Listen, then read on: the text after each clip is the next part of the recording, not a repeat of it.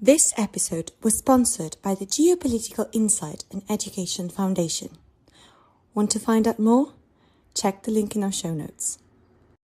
Welcome to another episode of Legal for Tech, the podcast. So, guys, you do recognize my voice. It's always Rosie here. And as I've said, far too many times, this is just a group of students and young professionals who are very interested in anything that has to do with technology. And yes, it's regulation. So, guys, I'm alone today. Well, I'm without my co host. But of course, I'm not alone because today we have not one, but two guests on the show.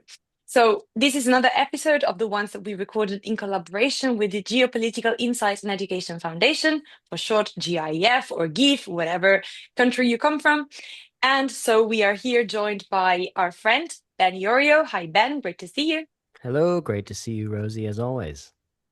Hello. Thank you for joining us because today we are actually talking to another one of your experts. So we're talking to Kareem Mathias. Hello, Kareem. Great to see you.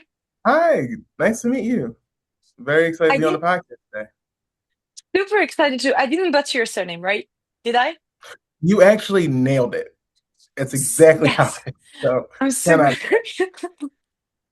Yeah, our listeners know that I tend to try and pronounce the surnames correctly, but sometimes it's a challenge. So I'm super happy. Thank you so much. Well, Kareem, I will start with you because we know why Ben is here. Of course, we've kind of recorded, I think, 4 episodes with him. So I think our listeners will have got familiar with his presence. But I will ask you, so what brings you here in terms of what type of career has led you to be so interested in the topic of this conversation? Sure. Thanks for asking. So, my career has definitely been a journey. I graduated from Drexel University in 2018 with a bachelor's degree in management information systems. Since then, I've gone from being in IT audit to working in cybersecurity to now working in AI governance. At one point, I was going to leave it all and go and become a social studies teacher, but decided to stay in cybersecurity. All that is to say, it has been a lot of learning as I go. And so I'm very passionate about what the journey is like for those who are coming after me. And I have two children. My daughter is actually, this is her birthday. It's my daughter's sixth birthday. I'm very happy about that. And I also have a son that is one. And so I think, what is college going to be like when they're grown? What is going to university and getting a job? Is it going to be a similar experience? Is it going to be totally different? Who knows? So it's something I think about a lot. So I'm going to say that Ben, you aced it again. This is a great piece that we are going to discuss today. So, thanks to the GIF for bringing it to us. I'm just going to state the title so that our listeners can look for it. And of course, there will be a link in our show notes, especially also to find all the other pieces that we've also discussed on the pod. The title is The Collapsing Credential. The AI era demands a new model for education. And the word education is obviously very important to you, Kareem, but very, very important to Ben as well, because I mean, the GIEF has it in its title, literally. So I'm going to ask Ben, maybe let's start with talking about why this topic is particularly important to the GIEF and to the series of commentaries that you are publishing all under the same kind of idea. Yeah, absolutely. Thank you, Rosie. I am always in the situation of looking at the macroscopic, looking at the really big picture. I like Kareem's perspective much better. It's much more human. He gets to talk about specifically his children in 15 years, in 20 years. What is the job market going to look like for them? What's education going to look like for them? I wish I could do that. Instead, I have to talk about the esoteric stuff. But the esoteric, high level, overview of the topic is fundamentally the idea that AI is, I think it's fair to say, in the process of severing the link between completing a degree, a university degree, and demonstrating actual competence in the degree that you've just finished, and that's not just an education problem. It's a problem for democracy, for our societies. And I say that so frequently. Of course, this is a piece in our Drivers of Instability and Effects on Our Democracies commentary series. And that's because it absolutely deserves to be here. We run a number of pieces, all on various aspects of how AI is affecting democratic stability because it is such a driver of instability. We've published on epistemic trust. We've published on the human capacities and ideas that humans need to have and need to bring in the AI age into government, into education, judgment, empathy, etc. This is another piece in a coherent strand. It's that AI is degrading the infrastructure that democratic societies rely on. The credential system is one of those. When people can't trust that effort and capability are rewarded fairly, institutional distrust follows. And so that's exactly where populism and democratic backsliding come from. So the question is all about, and then I'm going to let Kareem really get into the details and the mechanics of it. But when the primary mechanic that societies use to allocate opportunities loses credibility, people stop believing that the system is fair. What can we do about that? Definitely. I think it's one of the most persistent lessons in history, where you look at the French Revolution, you look at the Russian Revolution. It's not just about what spark triggered it. It's not about, oh, World War I led to the Russian Revolution, or, oh, funding the American Revolution funded caused the French. It's more so that moment, that inflection point when people said, I have no idea what I can do to advance in this system, so anything else is better than that. And I'm going to roll the dice on something new. That's when you start to get instability, upheaval. Not to say we're anywhere near there yet, but more so it's a recognition that the college degree historically has been one of the best signals and best paths for economic mobility. And now you have situations where people are graduating, paying hundreds of thousands of dollars at universities and not really able to get jobs that pay well, that they're able to pay their student loans back, and they're still struggling economically. And so if I can't make a decent living not going to school, and I can't make a decent living going to school, what am I supposed to do? So I think it requires an approach where you're looking at what the degree is supposed to do and what are the limits from it fulfilling that promise to people, and what can we do to help salvage that, and what can we do to make sure that people are graduating from universities knowledgeable, satisfied, going into industries that really benefit and work from the education they learn, and they're able to contribute to society.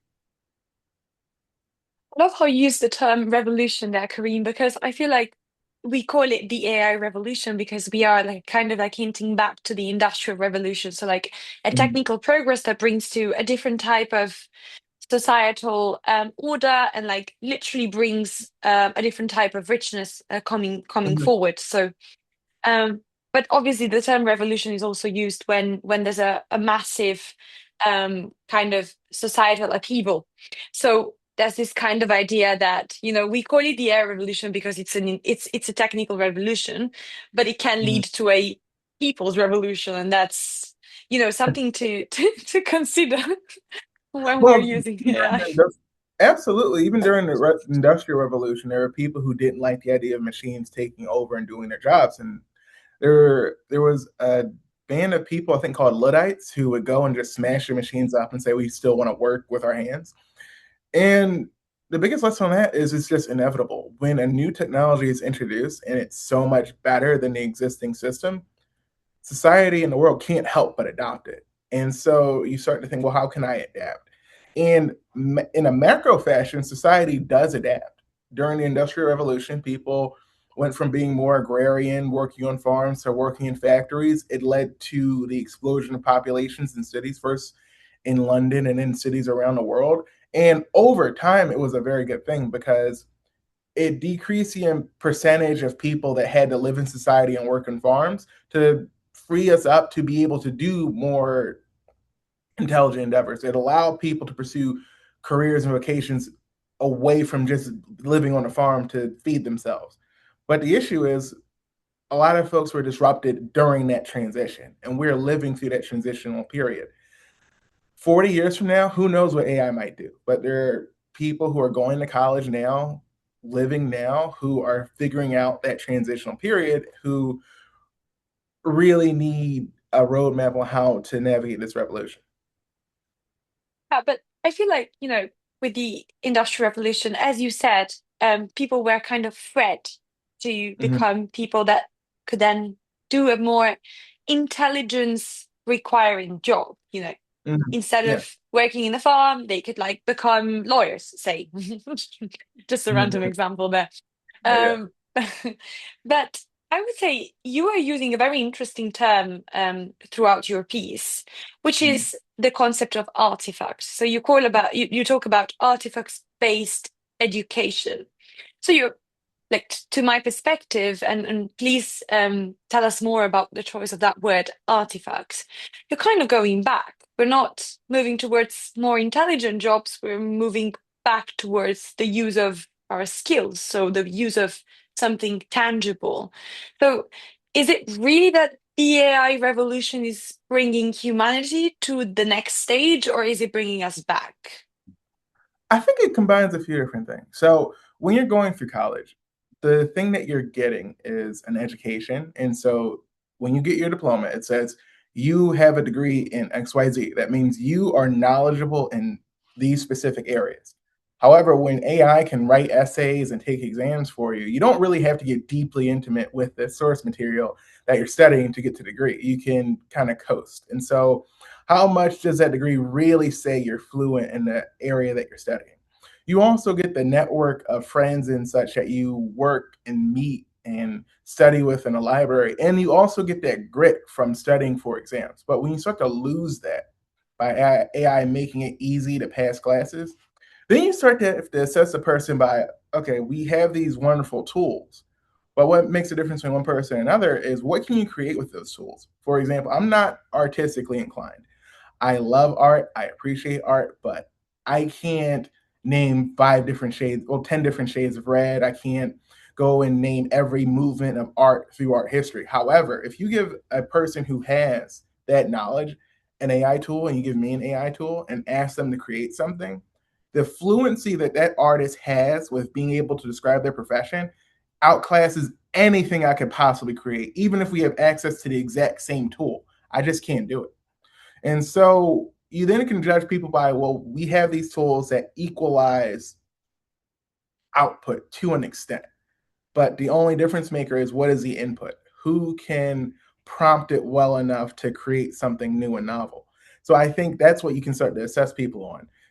Give students ChatGPT or Claude and say, create a website, create a program, create an essay based on your life experience, and then we can judge them by, oh wow, you had this life experience and it reflects in your essay and I can see it. That's how you can really start to pull and see what folks have to offer. I think that's a transition that harkens back to the past where a farmer, like we started our conversation with. In an agrarian society, what you produce is your crop. It's what you actually got to grow out of the ground and you can sell to people. And so it didn't matter how on paper tricky you are or clever you were, it's how good of a farmer tilling the soil, paying attention to the cycles of the sun and the moon, and really putting all of your effort into yielding something that other folks could see. That is sort of an ancient way of being productive. And the transitional period we had where being productive in the office is just kind of answering emails and flowing things along. That's good too. But now we're getting to, well, we have technology that does all that for us. So what can you produce with this equalized output? So we're using the term artifacts in the sense of literally like the thing that you produce by using a tool.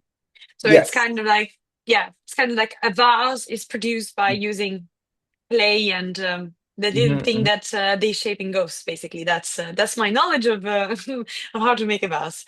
Okay, Exactly. but sorry for the citation there. Uh, but I mean, that's a lovely principle, and I think it will be of help also to all the students that are listening to this podcast, because we are all scared of like being called out on using AI or not using it enough for making a good work, because you then the situation where like you write a good piece just using your brain and then you get downgraded because it's not eloquent enough or you've made some language mistakes Mm-hmm. is a real situation, like people are experiencing every day in uni as in school and so on and so forth. um I would kind of dispute maybe there on the kind of downsides of using AI tools. And here I'm talking about LLMs. So, of course, we know that AI is a broad concept. Artificial intelligence includes a variety of different types of technologies. And one of the most kind of influential ones and one of the most relatable ones, probably the use of large language models, which are types of MLs that are using prediction models. So yeah, it's just one type of AI. It's probably the least useful one when it comes to technology and innovation, but we're still using it a lot. So let's talk about those ones. Um, so we know about things like deception, things about loss of freedom of choice. We know about bias, the fact that people overtrust AI. How do you assess whether a student in the long run, for example, or a future worker in the long run gets so used to producing artifacts that at some point their ability to discern what's an actual product and what's just a reiteration of the same model kind of fades Mm-hmm. away because they've been using AI for far too long and they've been relying on that tool? And that's such a good question, and actually grounds the way I think this can be implemented in university system. So, if you take someone who's fresh out of high school and you take someone at the end of their degree program, and say they both learn computer science, and you ask them to produce an artifact using an AI tool in comparing the two, that student who actually read their source material in their computer science courses understands how algorithms work, understands how data is stored and the technology works, will be able to create a much more fluid, a much more complicated system than someone who never studied the work or never took the time to learn the material. And so when I say artifact-based education, I don't mean just judging people on what they produce with AI. I mean taking an LLM or an AI tool, whichever, and their accumulated knowledge from their life experience and combining that together to see what they can produce. For example, are you someone who enjoys novels? Yes, yes, definitely. Who's your favorite author? Or one that, Uh, Sally Rooney. and what subject does she write on? Like in general, relationships. Like she's the author of Normal People. It Mm-hmm. was like a Okay. famous TV show also in the UK, I think. Then help me there. So, Let's go with Sally Rooney. okay. Okay. So say if you had to write an essay about relationships and the push and pull of being in love, someone who's never been in love before can't articulate certain bits and pieces of that, like wanting to say something to a person, but not knowing if it's going to make things better or make things worse. And that in between feeling when you're both mad at each other and you just want to make up, just little things about being in love with someone that people have experienced. If you haven't experienced that before, you won't know to put it in there. And sure, AI can put it in there for you, but that judgment that you have from real life experience can pick up like, oh, okay, that's kind of hokey. No one would really say that. Or, oh, that's unrealistic. So it's a very hard thing to define explicitly, but I think that judgment, that life experience that every individual person has is what will make the biggest difference in this new era of these tools automating things, where you can take your expertise and the things that you know a lot about and add that to the amplified capability that a tool gives you. Right. That's brilliant. I really loved how you explained it. But at the same time, like, I don't know, I'm talking about literature. I feel like there are feelings that are so difficult to explain that I would Mm-hmm. rather borrow someone else's words. So, for example, I think nobody can ever describe solitude like Ernest Hemingway. So, why Mm-hmm. should I use new words if those words are perfect and they can just like describe my situation through the processing of an LM rather than me trying to get mad at trying to find out the right words when Hemingway's got them first? And that's actually exactly what I advocate for, to combine those tools, because the difference is you've read Hemingway, and I love Hemingway. One of my favorite novels of his is For Whom the Bell Tolls. So with Hemingway, having that experience and knowing the solitude, you can put that into an essay. and you can work with an AI tool to really incorporate it in just the right way. But it takes having read Hemingway to understand the connection to know that it's a meaningful contribution. If you haven't read Hemingway, you wouldn't know.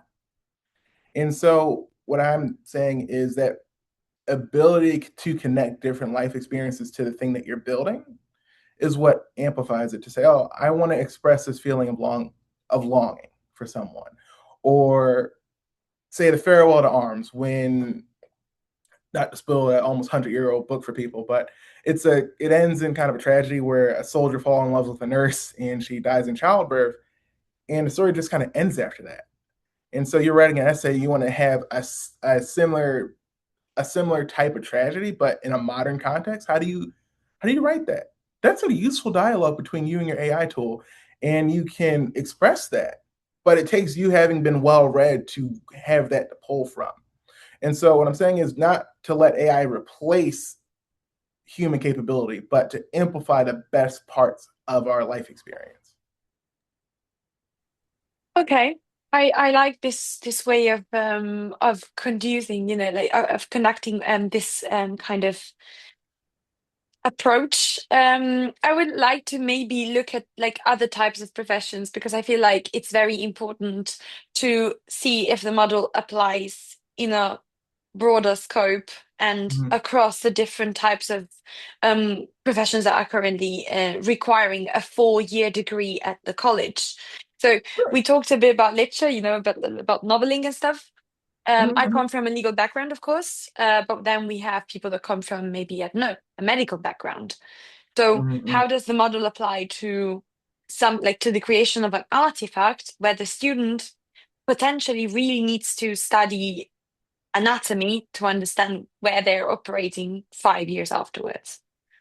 Okay, good question. Now, my knowledge of the medical field is just an amalgamation of watching Grey's Anatomy with my wife and other medical dramas. So I don't know that much about it. But I will say what really helps is, say if you have a problem that you specifically want to solve, that you have a relative who died of cancer, and so you're very passionate about cancer research. You have at your fingertips access to all of human knowledge related to cancer research that's public and available that the AI tools are trained on. And you can say, oh, well, I have a special angle that I want to produce. I want to produce research based on advising people to have a lifestyle that is cancer preventative, whatever I have to do. Are they going outside and getting air? Are they walking, running, staying hydrated? Any type of thing that just makes you healthier long term. And so what it can help you do is take your area of expertise where you've been to medical school, and so you know how to ask these deeper questions related to cancer research. And you say, okay, I want to express how if you live a healthy lifestyle years 20 to 40, you'll be less likely to have this disease by age 60. How would I express that? What can I do? Is there a piece of research that I don't know about that could contribute to this? And it can pull, oh, actually, some guy in Vienna determined that if you walk by a lake 3 times a week, you're 10% less likely to develop this weird disease. I don't know, anything. But what I mean is it combines your goal and the thing that you're trying to do with maybe an obscure piece of knowledge that you had no idea existed. And you're able to produce a richer artifact with that. Okay, nice. There are loads of lakes in Germany, so I will test your theory there. I'm not a medical professional. I'm not saying that's true. Well, the Germans going like, okay, well, just gonna go for a stroll. No, but okay, well, I get your point. Is obviously very very useful for research, very useful for anything that has to do with the kind of production of mind artifacts, as we said. Um, in terms of like your model proposes a change in the assessment that universities offer, or does it offer, or does it propose a completely different way of entering into the workforce? Because I think maybe that's to clarify with our listeners. Oh, sure. Let me clarify. So I'll give you an example. And this actually came out right after the piece was published, or like right around when we were in publishing. So a university professor from Brown, I think his name was Roberto Serrano, did an experiment where he noticed that most of his students had an exceptionally high score on a midterm exam. And so he thought, okay, so at the final, I'm going to have it be in person on paper to test. And most people failed because they were using AI tools at home to pass the midterm and then failed a live exam. Except one student, he failed both. So I don't know what he was doing. But anyway, I bring this up to say this universities are adapting to how to address the AI tool. And some of them are saying, okay, well, let's just make everything on paper to make sure students are actually digesting the material to pass. And I think that's a good way to solve it up to a certain point to make sure they have that foundational knowledge. But I do think then university should teach students how to work with the tools to be able to create something even better once they have that foundational knowledge. So what you asked is, what's my recommendation? My recommendation is for universities to first test students on the acquisition of knowledge to make sure that they're fluent in whatever area they decide to major in. If they're majoring in English history or something, then they should know and be able to name the kings of England from like the year 1000 up through the year 1400 on an exam because they're majoring in English history. So they should know Henry V and Henry IV, et cetera, et cetera. But then with that, you could say, okay, now write a report on English history with that accumulated knowledge. So I think it should do both. Set up an environment where students absolutely have to accumulate this knowledge in a provable fashion on paper to get to use AI. Because most professions are using it, and we don't want students to graduate not having had exposure to a tool everyone else is using in their profession. So I think you need to combine some of the old ways of doing things with some of the new ways of doing things and give the students the ability to have that accumulated knowledge and judgment, and then the ability to apply it. Okay, but then you kind of like run into the same issue that we were talking about before, that using AI and LLMs is very expensive.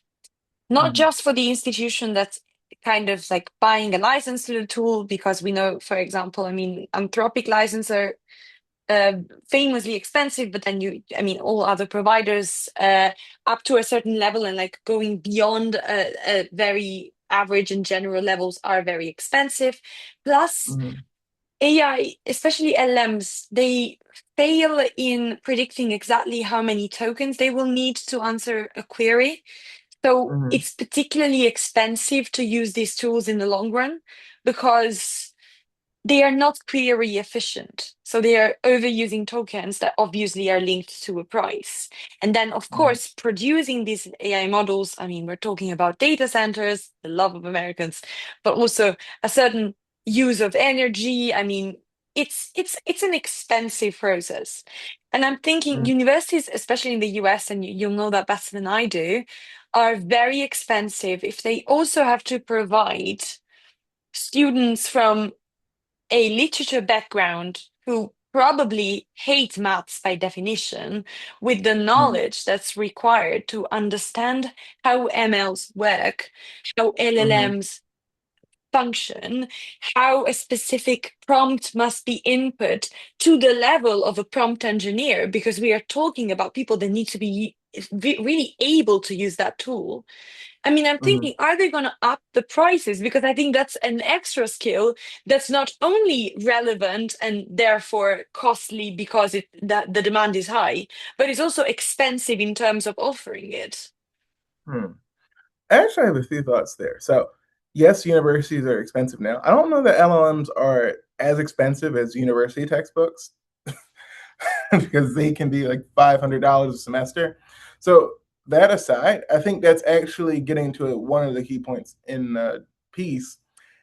Universities have to rethink their value proposition because no matter how much an LLM tool is or how much I'm paying per token, if my goal is to learn something, it doesn't cost $30 or $40 or $50,000 a semester. That and you're blinking, yeah. In America, college is so expensive. Alma mater, Drexel University, I think is like $100,000 a year if you combine room and board and all the other incidentals. It can be super expensive, and so that in mind, you might ask yourself, well, what am I going to school for if I can just learn anything on my computer or my pocket? And you're going to college not just to learn a specific topic, it's to have an introduction to a network of people who are also going to be peers in your field or other fields that you can bounce off of. And so can you maybe decrease the amount of tuition because you don't need as much resources to teach people because you can have it be more focused on artifacts, but also allow students the ability to work and prove themselves with their peers on subjects that'll really draw out of them the best ideas possible. So again, one area that I say is flawed is that the universities are going off of, if you're here and you can pass all your classes, that means you know exactly what you're talking about whatever major you write on your degree. And that's just not true. It takes experience in your field to really build that. And it takes building things. And some colleges have you do that and some don't. But it also takes giving students the ability to go and try and fail at things without feeling like they have to pin their financial future on decisions they make in their early 20s. So on one hand, I say that universities need to transition the way they evaluate students to make sure that they're really getting the full gamut of what they can produce. And the other thing, I think they also can be less expensive to give students the ability to try and fail. And can I break in there that there's a flip side of looking at that, which is if we don't do that, if we essentially let the university system continue as it is, then it's a clear-cut driver for a couple of very worrying things. Firstly, the already extant issues of access to education because of the price, which increases inequality.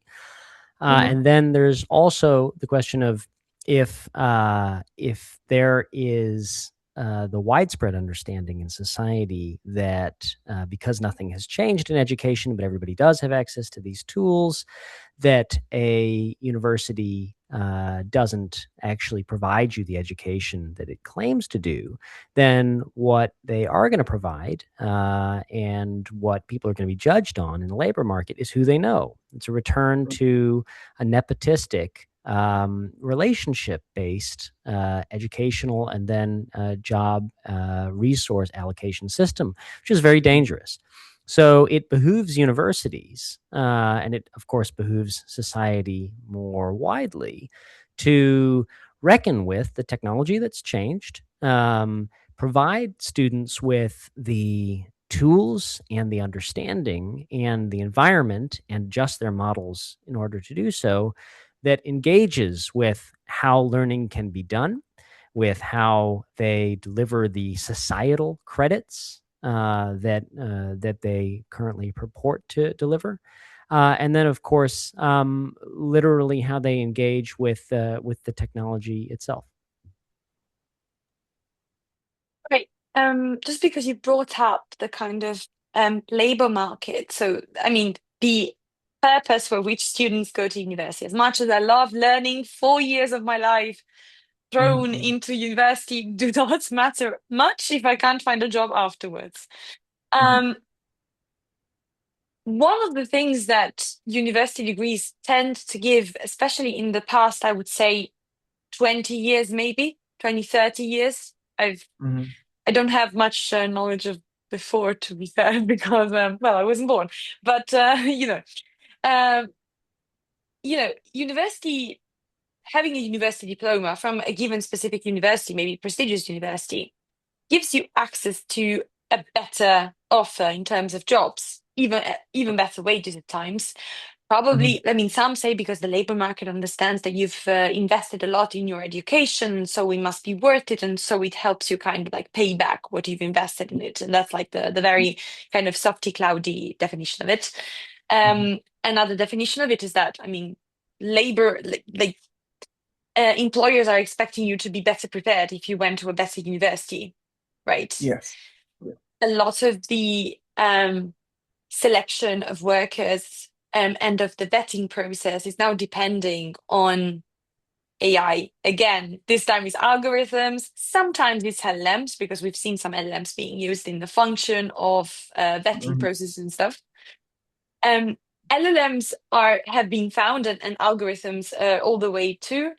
They have been found to be biased towards specific institutions and specific universities. That's why they perhaps produce much more research. That's why they perhaps have a better history of successful alumni.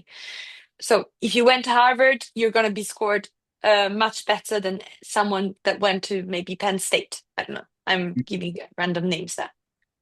And Yeah, and that's sorry. an interesting point that you bring up, because it's not like the student at Harvard has access to esoteric knowledge from secret scrolls that someone at Penn State or any other university can't discover. We learn from similar textbooks.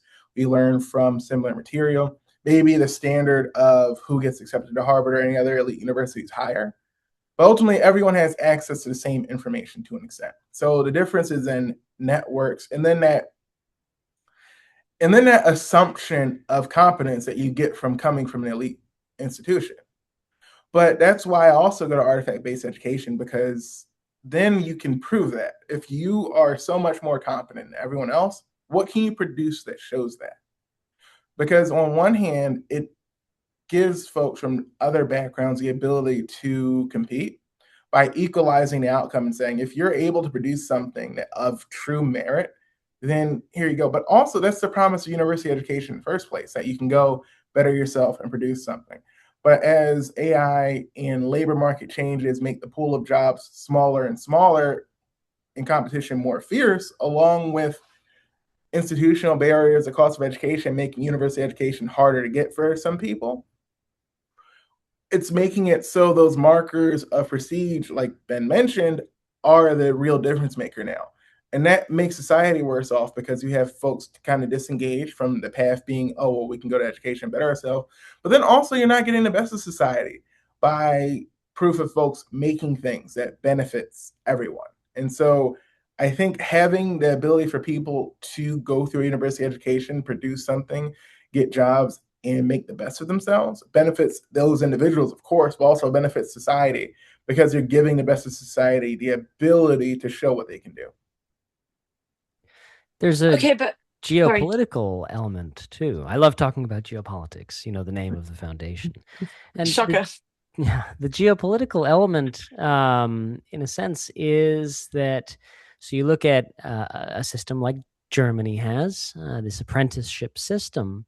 If there's a country or a system, an education system that is reliably producing graduates with demonstrable capabilities, that system will hold a structural advantage over systems that are producing credential holders of uncertain quality. So it's a competition question as well on the world market.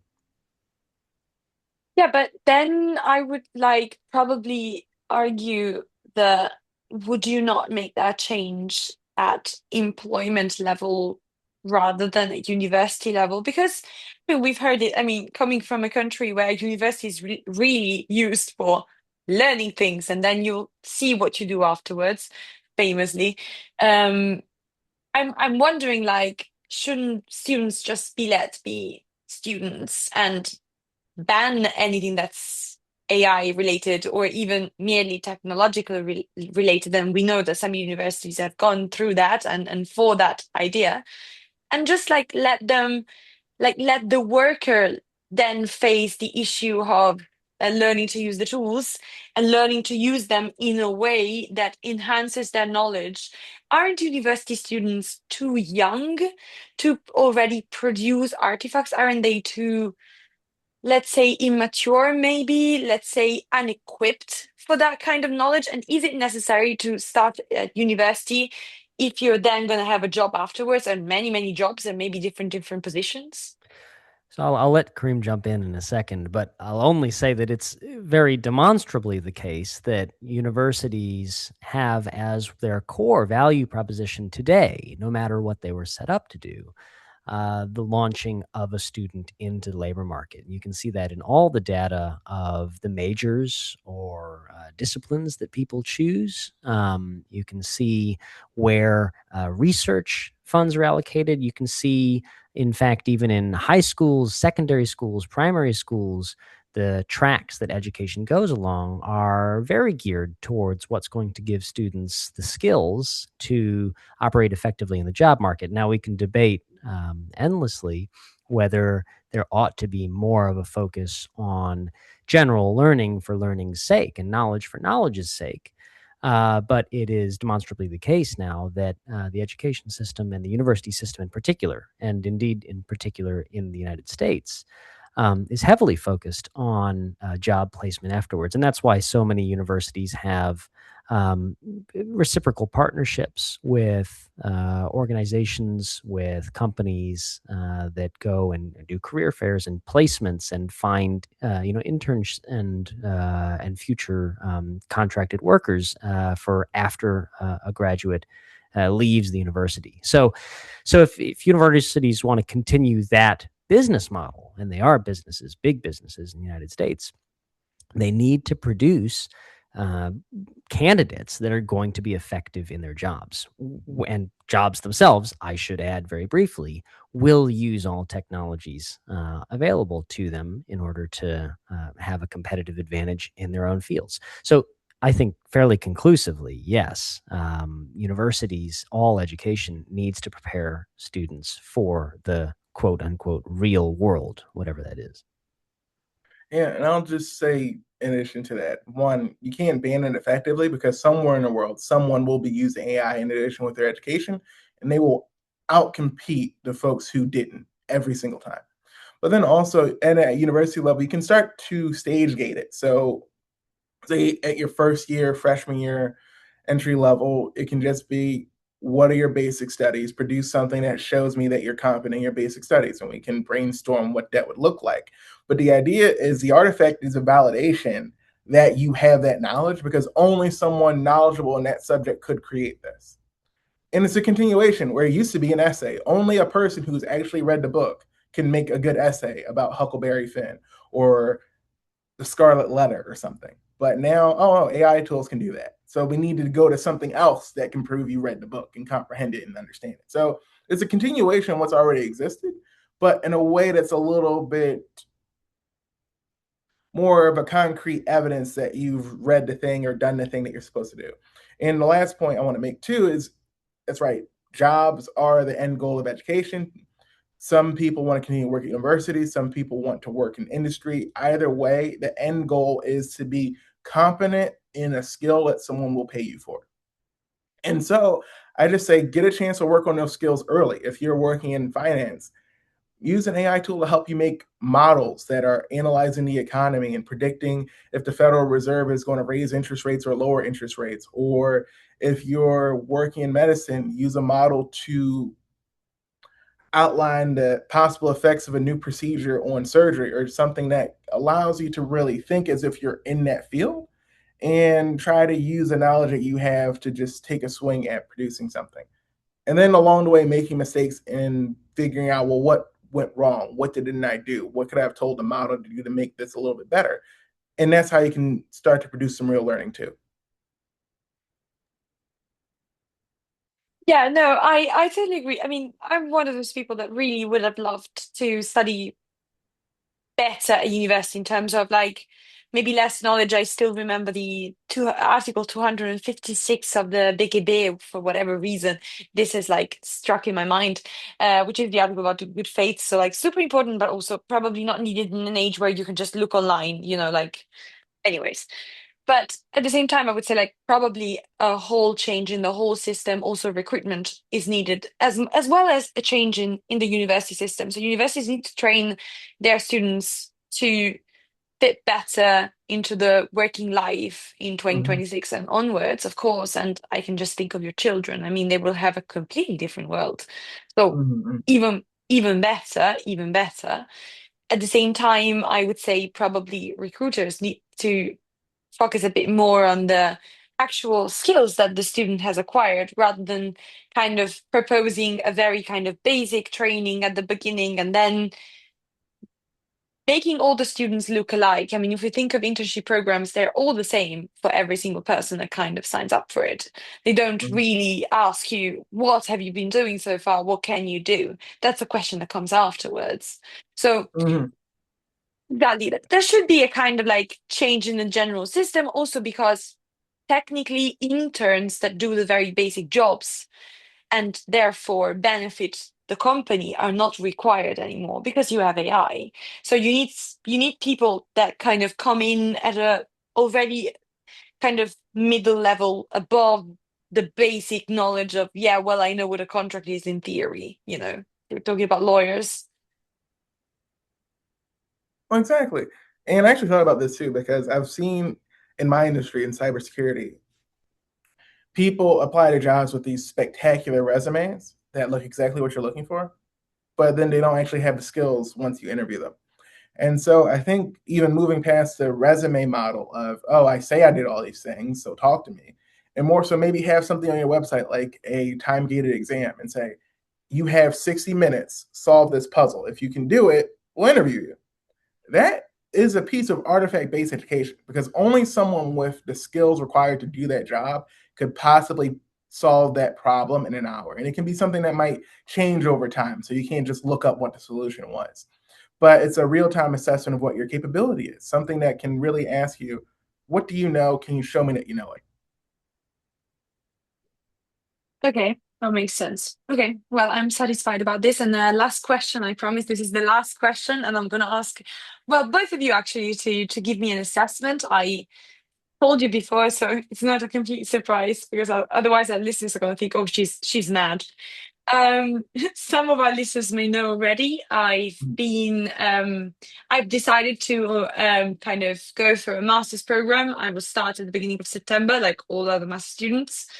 Um, it's quite an expensive choice, I have to say. It's a British-based university, so of course it's a bit more expensive than the ones in Germany, or in Italy, actually. And yeah, what's your assessment? Is that a good decision? The master is going to be in the field of law. Of course, I come from a law background. But what Mhm. do you think? Is that a fair decision? First, I want to say congratulations. And I think it Thanks. really want to practice law in the UK. If that's the goal of your program, then it's definitely necessary. And I think vocational degrees, like a medical degree or a law degree, super necessary, because you need to know the fundamentals of that profession to be able to go and do it. It's more so for my profession, cybersecurity. There's master's degrees and there's also certifications and a lot of other things that you can do in the field to learn what you need to do. So because there's all those different paths, a master's is more optional. But for law, it's so specialized, definitely makes more sense to go that route. So highly recommend it. I'll also say congratulations, Rosie. I think Thanks. that we might soon be alumni, separated by a number of years, perhaps, but at the same great institution. My view is that this question that we've been discussing for the past hour is a societal one. How we make sure that society is fair, how we make sure that education works on a societal level, but on a personal level, on a human level. There's also a question of agency, and the agency that you, as a student, any student, has, also as an employer, as a hiring manager, or indeed as an employee. The agency that you have to be able to decide, I am going to engage with AI tools in a way that increases my knowledge, that allows me to learn faster, better, smarter, quicker, more efficiently, or deeper, is entirely your choice. So when we talk about artifact-based education, when we talk about credentials, we need to understand that this is the macro level. I'm always trying to bring it back to the macro level. But on the immediate level, going and embarking on an educational journey, I think, is always the right choice, especially when your purpose in doing so is to learn, is to burnish your knowledge, your credentials, and your experience. And in that case, I'm sure you will succeed in doing so.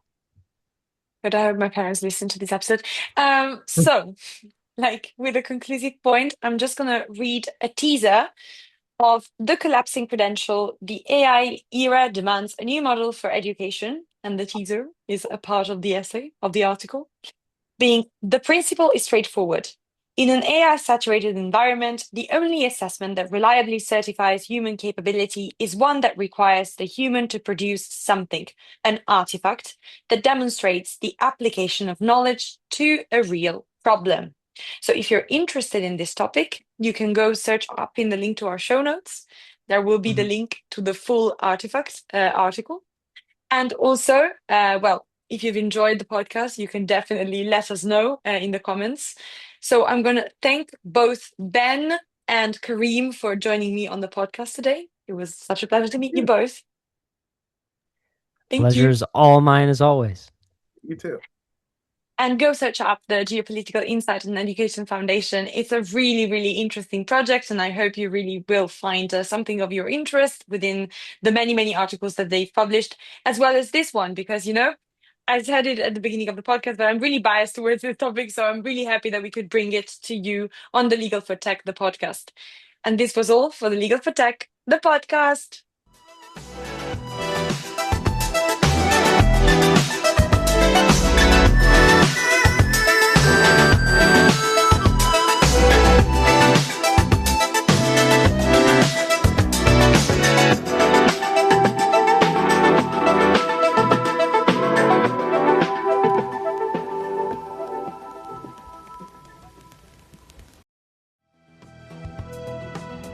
This episode was brought to you in partnership with DG Beetle. DG Beetle helps privacy professionals to stay up to date with the most important European documents in the AI, data and digital space every day. Curious to know more? Check out the link in our show notes.